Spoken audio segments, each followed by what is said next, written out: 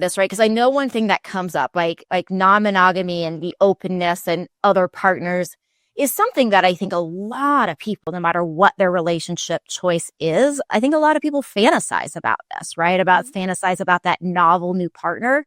So what are your strategies around if somebody, is hearing this, or if they are having these fantasies, like how do people start determining if exploring this with their partner is something that's, open or there is right for them versus like, oh, this really needs to be kept in fantasy? Like, what do you recommend on that?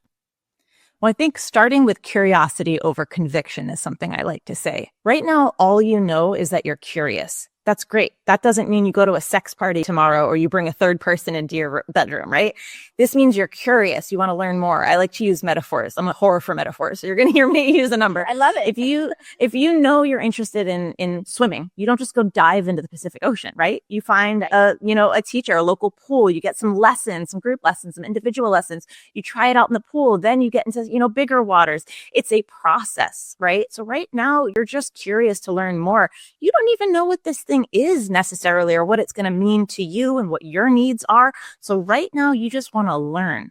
So if you're looking at bringing this up to your partner, again, starting with curiosity over conviction, that initial conversation is really about gauging where they're at. But you're not asking for anything other than, hey, have you even heard of this? I've heard this term, consensual non-monogamy, or this new movie or this show or whatever. I read this article. Like, have you heard about this? What do you think about this? Gauge where they're at with it and then invite them on exploring what this even is. Learning, again, not experiential right away, but like, let's read this article together. Let's go to this movie together. Let's talk about this. What even is this?